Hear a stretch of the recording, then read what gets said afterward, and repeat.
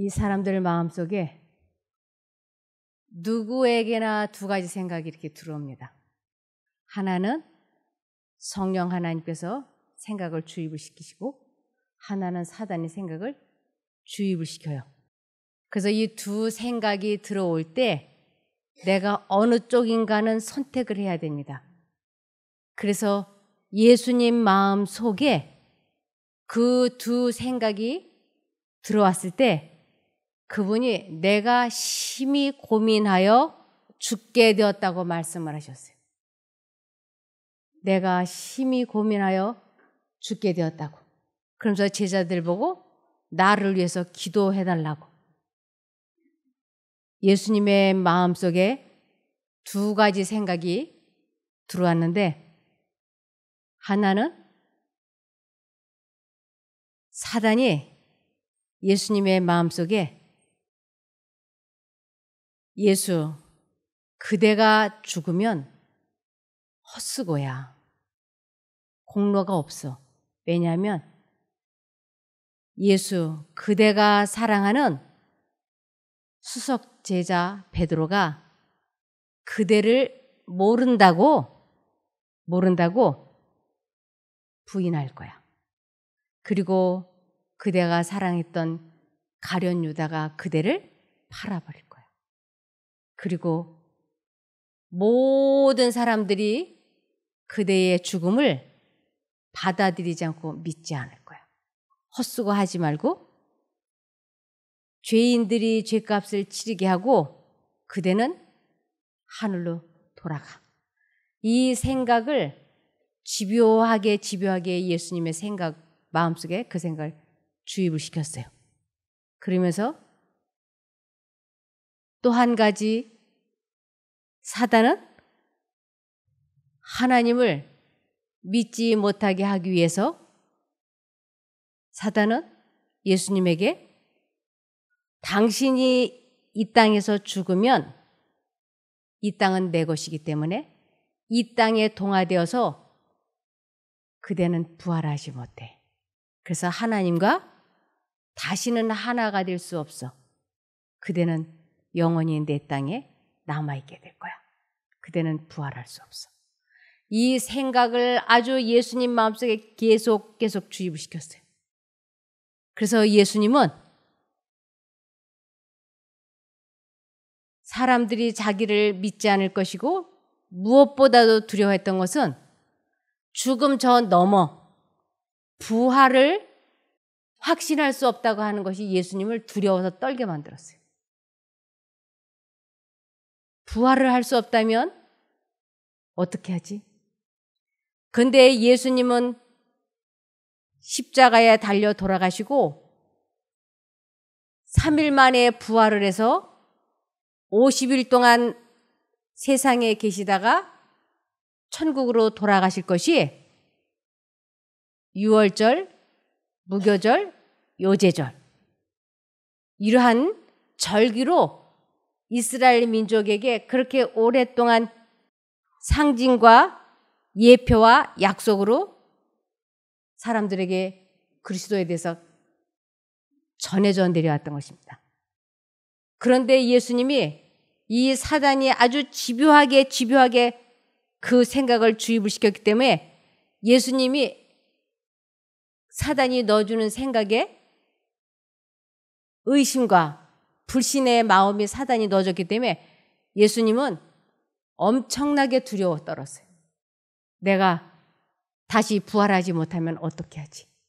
그럴 때 사단은 이렇게 당신의 피 흘려 치른 죄값이 사람들이 받아들이지 않으므로, 믿지 않으므로 무효가 될 것이라고 하는 것과 부활하지 못할 것이라고 하는 두 생각으로 예수님을 아주 바닥 밑에까지 끌어내렸는데 성령 하나님께서는 예수님에게 이런 생각을 주입을 시키셨어요. 그대가 만일 죄값을 십자가에서 치르지 않는다면 모든 인류는 다 멸망될 거라고. 근데 그대가 십자가에서 죄값을 치르고 죽으면 부활을 해서 인류가 구원받은 그 모습을 보면서 굉장히 기뻐할 거라고. 이 두 생각이 들어온 거예요. 예수님이 이 두 가지 생각 속에서 어느 쪽인가를 선택할까를 너무너무 고민을 하셨어요. 그러면서 예수님께서는 아버지여, 내가 십자가에 달려 죽지 않고도 이 사람들을 구원할 수 있는 다른 방법이 있다면 나에게 이 죽음을 피해갈 수 있게 해주십시오. 그러나 만일 다른 방법이 없다면 제가 죽겠습니다. 그래서 예수님께서는 그 모든 인류의 죄값을 예수님이 갚아주지 아니하시면, 모든 인류가 죽어야 되는 그 사망을 예수님이 대신 당해주지 않으면 전 인류가 멸망당할 것을 보시면서 결심을 하셨어요. 그들을 너무너무 사랑하셨기 때문에 내가 어떤 희생을 치르고라도 이들을 구원해야 되겠다. 이 어떠한 희생이라고 하는 것은 아버지 하나님과 영원히 분리되어서 부활을 하지 못한다 할지라도 내가 이들을 사랑하니까 이들을 위해서 죽음을 당해야 되겠다고 결심을 하셨어요. 그래서 예수님께서 한 번, 두 번, 세 번째 아버지여 이 잔을 내게서 지나가게 하옵소서. 그러나 나의 원대로 마옵시고 아버지의 원대로 되기를 원하나이다. 이 기도를 세 번째 하셨을 적에는 그분은 그 마음이 완전히 포기되었어요. 내가 죽으리라고. 그 결심을 하고 하나님께 굴복을 하겠다고 그 뜻을 딱 정하셨을 때 예수님은 그 고통이 너무 크셔서 그냥 기절해 버리셨어요. 그리고 나의 원대로 하지 마옵시고 아버지의 원대로 되기를 원하나이다 하고 자기의 모든 것을 포기하고 하나님을 선택을 했을 때 온 세상이 천국에서도 땅에서도 예수님 주변에 눈에 보이지 않는 사단과 그의 부하들이 쫙 몰려왔어요. 그러면서 예수님께서 드린 아버지 하나님께 드린 그 기도의 응답이 어떻게 응답될 것인가를 예의주시해서 봤어요. 그런데 하늘이 열리면서 사단이 차지했었던 그 쥐를 이어받은 가브리엘 천사가 하늘에서 바로 예수님에게 내려왔어요. 그러면서 쓰러져서 핏방울 같은 땀방울을 흘리시는 예수님을 일으켜 주시면서 이마에서 땀방울과 핏방울 같은 그 땀을 닦아주시면서 그 가브리엘이 하나님은 사단보다 능력이 많으신 분이기 때문에 당신을 꼭 부활시킬 터이니 이 길을 가라고. 그리고 힘을 주고 떠나갔어요. 그래서 예수님은 그리스도의 고난이라고 하는 것이 어디에서 결정이 됐냐면 겟세마네 동산에서 결단이 난 것이에요. 그래서 예수님은 그 겟세마네 동산에서 이미 마음이 완전한 자아 포기, 자아가 죽는 그 체험을 했기 때문에 그 결심을 하고 나서 예수님은 바로 가룟 유다가 데리고 온 폭도들에게 사로잡혀서 그때부터 일사천리로 십자가에까지 갔던 것입니다. 그리고 예수님은 십자가에서 달려 돌아가실 때 이제 아버지하고 정신적으로 완전히 분리될 때 예수님께서 나의 하나님, 나의 하나님, 어찌하여 나를 버리셨나이까. 그러시면서 다 이루었다 하고 돌아가셨어요. 그때 이루어 놓은 왕국이 사람 마음속에 건설되는 은혜의 왕국인 거예요. 그래서 은혜의 왕국을 경험하려면 반드시 무엇을 먼저 경험해야 되냐면 영적 부활을 경험해야지. 영적 부활이라는 건 내가 죽고 내 안에 그리스도의 뜻이 현실화되는 것을 경험하는 것을 영적 부활이라 그러고 그때부터 은혜의 왕국이 시작되는 것입니다. 그래서 예수님께서도 그것을 경험하신 것처럼 아브라함도 사단이 이삭을 죽이지 말라고, 사단은 아브라함에게 하나님께서 살인하지 말라라고 하는 계명을 주신 분이 아무려면 이삭을 죽이겠느냐, 그러니 죽게 하라고 하겠느냐, 잘못 들은 것이다. 그러면서 아브라함에게 이삭을 죽이지 못하도록 의심과 불신의 생각을 주입시켰어요. 그리고 성령 하나님께서는 아브라함에게 이삭을 부활시켜 줄 터이니 염려하지 마라. 예수님 마음속에 죽지 말라고 했던, 그리고 부활이 없다고 했던 그 사단이 아브라함의 마음속에도 이삭을 죽이지 못하게 하고 부활이 없다고 하는 생각을 계속 주입시키는 것이었어요. 아브라함은 예표와 약속을 통해서 전해주신 그리스도에 대하여 마음과 정신을 고정시켰습니다. 그래서 하나님께서는 예표와 약속을 통하여 먼저 아브라함에게 복음을 전하셨다. 그러므로 아브라함의 믿음은 오실 구주에게 고정되었다.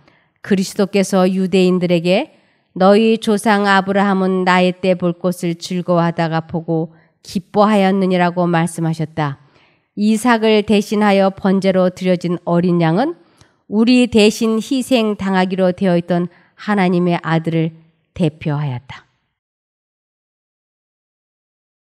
사단은 이 아브라함이 믿음의 조상이 되는 것을 참을 수 없이 분하게 여겼어요.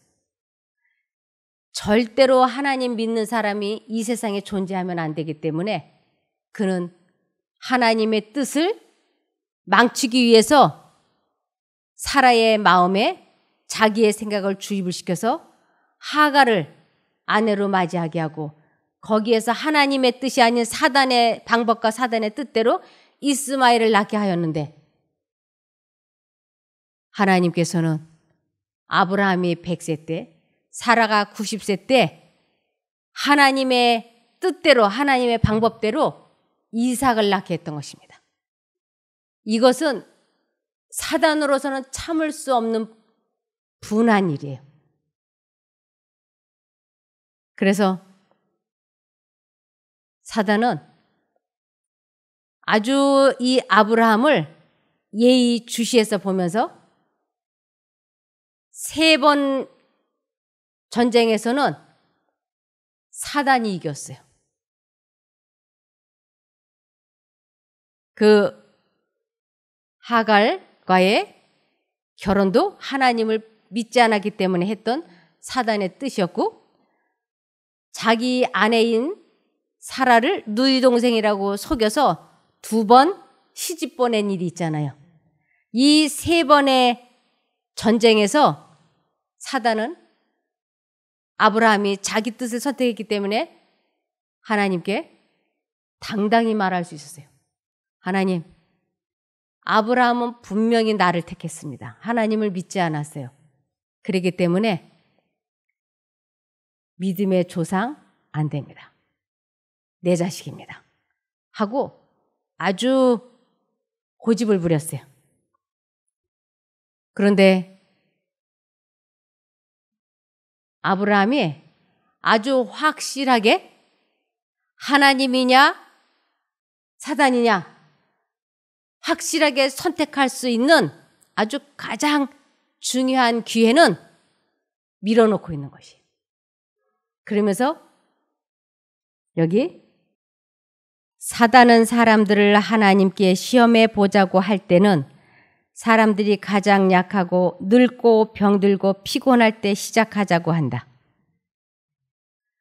우리 상대방과 싸워서 이기려면 상대방이 가장 약할 때 그때 팍 쳐야 이기잖아요. 상대방이 아주 힘이 좋을 때 치면 내가 도로 당하잖아요. 사단은 이 시험을 할 때, 이 전쟁을 할 때 꼭 이런 방법을 해요. 그래서 우리들이 늙고 병들고 약할 때 사단이 어떻게든지 하나님을 선택하지 못하게 시험하는 이유가 그래서 그런 것입니다. 그래서 사단은 사람들을 하나님께 시험해 보자고 할 때는 사람들이 가장 약하고 늙고 병들고 피곤할 때 시작하자고 한다. 모세도 피곤하고 지쳤을 때 넘어진 것처럼 아브라함도 120세라고 하는 노령에 이르렀을 때 사단이 하나님께 고소하였다. 예수님께서 겟세마네 동산에서 두 생각으로 고민하셨다. 예수님에게는 예수님이 가장 싫어하는 생각, 즉 가장 사랑하는 제자 베드로가 부인할 것이며 가룟 유다가 배반할 것이라는 생각을 주입시켰다. 예수님이 죽기까지 사랑하시는 제자들의 그러한 배신을 예수님은 생각하고 싶어 하지 않으셨다. 그리고 모든 사람들이 예수님을 믿지 않을 것이라는 것이었다. 예수님의 공로가 헛것이 될 것이니 사람들이 자신들의 죄값을 물도록 하고 예수님은 하늘로 그냥 돌아가라고 하는 것이 사단이 예수님께 집요하게 주입시킨 생각이었다. 그리고 무엇보다 두려운 것은 부활하지 못할 것을 말하였다. 사단이 주는 말은 예수님께 죽음 저 너머 부활을 보지 못하도록 믿지 못하도록 의심과 두려움의 생각을 갖게 하였다. 요제절의 의미가 부활임에도 불구하고 사단은 예수님이 하나님과 영원히 분리되는 그 죽음을 죽지 못하도록 죄값을 치르지 못하도록 회방하였다. 예수님은 당신이 죽지 않으면 모든 인류가 멸망당할 것을 보셨다. 인류를 너무나 사랑하신 예수님께서는 당신이 어떠한 희생을 치르더라도 죽기로 결심하셨던 것이다. 예수님께서는 인류를 구원할 다른 방법이 있다면 예수님이 하나님과 분리되는 그 죽음을 죽지 않게 해달라고 기도하셨다. 그러나 다른 방법이 없다면 꼭 자신이 영원한 멸망을 당하는 그 죽음을 당해야만 한다면 죽으시겠다고 결심하셨다. 세 번째 그 기도를 하시고 예수님은 졸도하셨다. 십자가에 달리시기 전에 예수님은 이미 겟세마네 동산에서 죽으신 것이었다. 영적 부활을 하셨다. 그리스도는 고난을 당하시고 십자가에서 다 이루시고 돌아가신 것이었다. 아브라함에게 사단은 이삭을 죽이지 못하게 회방하였다. 살인을 하지 말라고 하신 하나님이 이삭을 번제로 드리라고 하는 것은 말이 안 된다고 죽이는 것을 하지 말라고 계속 생각을 주입시켰다. 사단은 아브라함에게 의심과 불신의 생각을 주었으나 아브라함은 사단의 암시들을 물리쳤다. 하나님께서는 이삭을 부활시키실 것을 말씀하셨다. 이삭에게서 나는 자라야 내 씨라 칭할 것임이라는 약속, 곧 바닷가의 모래알처럼 셀 수 없이 많은 자손을 주시리라는 약속을 반복하였다. 이삭은 기적의 아들이었으니 그에게 생명을 준 능력이 그것을 다시 회복할 수 없겠는가? 즉 하나님께서는 아브라함에게 이삭이 죽으면 부활시키실 것을 말씀하신 것이다. 사단은 이것을 믿지 못하게 하려고 끈질기게 의심과 불신의 생각을 하게 하였다. 두 생각 중에 하나를 아브라함은 선택해야 하였다. 그는 사단의 모든 생각을 물리치기로 결심하고 하나님을 선택하였다. 이 결단을 내리고 집에서 출발할 때 이미 아브라함은 마음속에서 이삭을 죽인 것이었다. 예수님이 겟세마네 동산에서 결심하셨을 때와 같다. 보이는 저편을 바라보며 아브라함은 하나님의 말씀을 붙잡고 하나님이 능히 죽은 자 가운데서 다시 살리실 줄로 생각하였다. 현대 중공업에 노동조합이 있어요. 거기 노동조합에 그 장이 있어요. 그걸 뭐라 그러죠? 노조위원장. 그 사람이 절대로 자기가 사측과 협상을 벌일 때 물러서지 않겠다고 하는 아주 단호한 결심을 이 노조 위원들에게 보여줘야지 돼. 그래서 내가 아주 단호하게 협상을 한 발짝도 물러나지 않고 잘하겠다 하는 그 단호한 결심을 보이기 위해서 이 사람은 집에서 그 결심을 단단히 했어요. 그리고는 이 손가락 중에서 어느 것을 잘라가지고 내가 이것을 증명해 보일까 생각했어요. 엄지, 검지, 장지, 약지, 소지. 어느 것을 자를까? 이 사람이 소지, 이거를 잘라서 피가 뿜어져 나오는 손을 흔들면서 내가 협상을 아주 최선을 다해서 하겠다고 이것을 위원들 앞에서 보여야 되겠다 하고 집에서 결심을 하고 손도끼를 찾아서 가방 속에 넣었어요. 이 사람의 연설 시간이 되었을 때 노조 위원들이 다 쥐죽은 듯이 앉아서 노조 위원장의 연설을 들을 때 이 사람이 저는 한치의 양보도 하지 아니하고 협상을 잘하겠습니다. 그렇게 말을 하고 가방을 뒤적뒤적 하더니 손도끼를 탁 들었어요. 그걸 보는 사람들이 순간 손도끼를 보는 순간 가슴들이 섬뜩하지 않겠어요? 저걸로 뭐 하려고? 맨 앞에 앉아있는 사람은 얼마나 섬뜩하겠어요? 저 손도끼를 뭐 하려고? 그런데 손가락을 이렇게 탁자 끝에다 올려놓더니 탁 치는 거예요. 이 손가락은 튕겨져 나가고 피가 막 뿜어져 나오잖아요. 이걸 막 흔드니까 이 사람들이 피를 보면 어떻게 될까요? 엄청난 흥분을 하는 것이에요. 미친 듯이 막 환호를 하고 박수를 쳐주면서 저 훌륭한 노조 위원장. 이 사람의 손가락은 이미 어디서 끊어졌을까요? 집에서 끊어진 거예요. 우리들이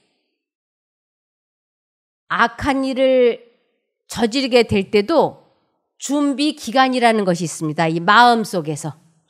그래서 마음 속에서 준비 기간이 있고 결단이 서면 그 다음에는 행동으로 옮기는데 더 이상의 갈등이 없어요. 선한 일을 해도 마찬가지예요. 선한 일을 하는 것도 준비 기간이 있습니다. 그래서 그 준비를 다 끝내고 이제 행동으로 옮기겠다고 마음의 뜻을 딱 정하고 나면 그때부터는 갈등이 없이 그 길을 가는 것이에요. 아브라함이 하나님께서 내 아들을 모리아 땅에 가서 내가 네게 보여주는 산 위에서 내 아들, 내 사랑하는 독자 이삭을 번제로 바치라고 하는 것을 밤 이상 중에 말씀을 하셨어요. 아브라함이 그 하나님의 말씀을 들었을 때 뭐라고 형언할 수 없는 마음이 찢어지는 고통을 그가 겪기 시작하는 것이에요. 그러면서 내가 잘못 들은 거 아닌가? 사단은 하나님께서 살인하지 말라고 하시는 분께서 그렇게 금하신 일을 너에게 하라고 하겠느냐? 절대로 이삭을 죽이면 안 돼. 그리고 부활을 못해. 죽이면 안 돼. 예수님에 대한, 하나님에 대한 의심과 불신의 생각을 집어넣기 시작하는 것이에요. 한편으로는 하나님께서는 부활시킬 거야. 내 아들 이삭이 그의 씨가 바닷가 모래알처럼 셀 수 없이 많아질 거야. 걱정하지 마라. 하나님은 부활시켜 주시겠다고 말씀을 하시고 사단은 부활이 없을 거라고. 두 신의 생각이 이 아브라함의 마음을 갈갈이 찢어 놓는 거지. 우리들이 흔하게 옆에서도 일어나고 주변에서도 일어나는 일은 믿을 수 있죠. 쉽게. 그러나 듣도 보도 못한 일을 믿으라 그러면 믿으시겠어요? 아브라함이 듣도 보도 못한, 주변에서 한 사람도 부활되는 걸 보지 못했잖아요. 하나님께서는 말씀을 하시지만 자기 눈으로는 부활한 사람을 한 사람도 봤어요? 못 봤어요? 못 봤어요. 그런데 하나님께서는 이삭을 부활시키신다 그러고, 사단은 부활이 없다 그러고, 죽이지 말라 그러고, 하나님은 죽이라, 부활시키겠다. 이 두 생각이 아브라함은 견딜 수가 없는 것이에요. 그런데 120년 동안을 살면서 아브라함은 3번의 큰 실수를 잊어버리지 않고 있었어요. 사단이 하갈과의 결혼도 하도록 생각을 넣어줬고, 사라를 2차례 누이 동생이라고 속이게 했던 것도 기억했고, 자기의 가장 소중한 것을 빼앗을 것 같이 협박을 해서 자기를 그쪽으로, 사단 쪽으로 굴복시켰던 지나간 과거를 아브라함은 잊지 않았어요.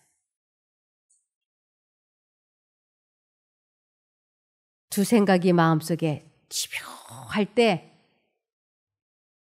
아브라함은 자기의 지나간 생애를 생각해보고, 그리고 이제 결단을 내리기로 결정을 했어요. 이쪽이냐 이쪽이냐. 우리가 다 알다시피 아브라함은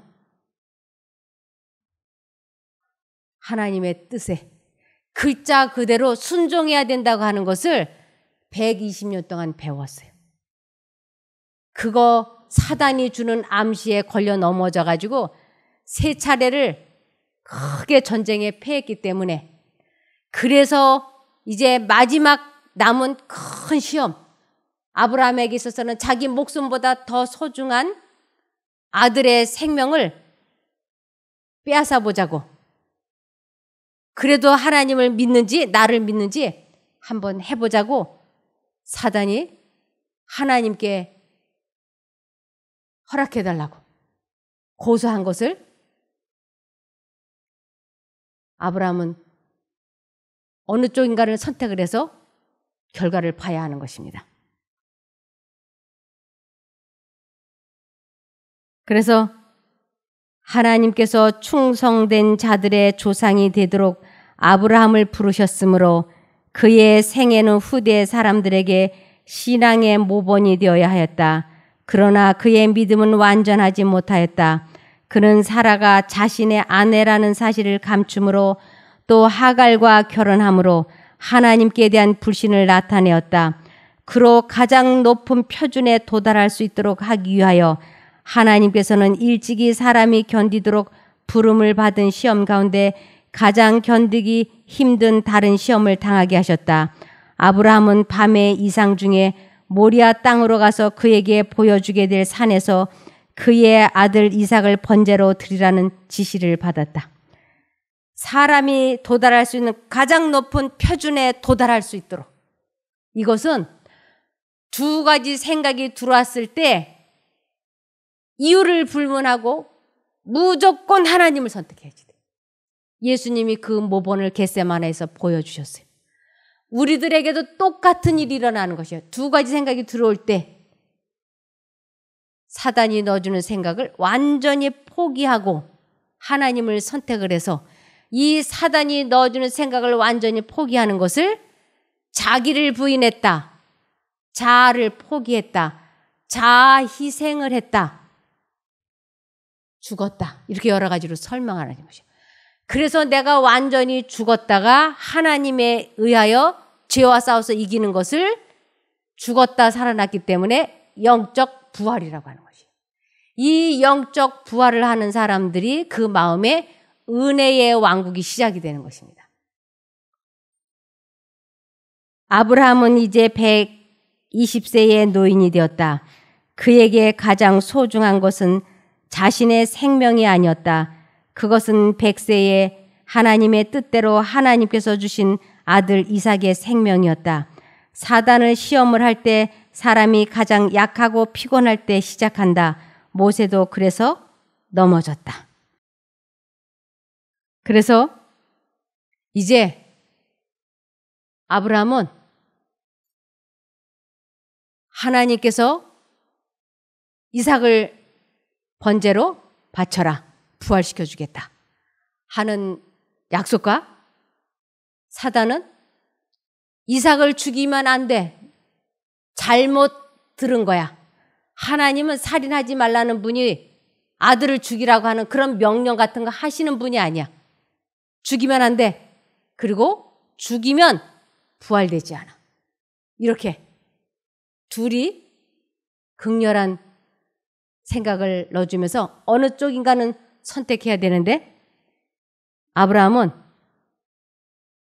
하나님 쪽을 선택하기로 결심했던 것입니다. 창세기 22장 3절에서 19절.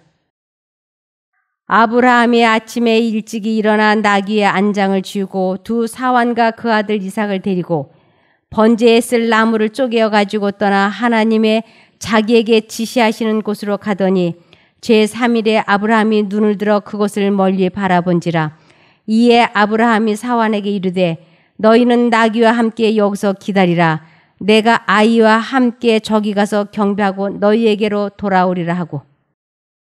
이 사환들에게 그 산 밑에서 사환들에게 우리가 가서 경배하고 우리가 돌아오겠다고 말을 해요. 그러니까 아브라함은 하나님께서 죽인 것을 부활해 주실 것을 믿은 거예요.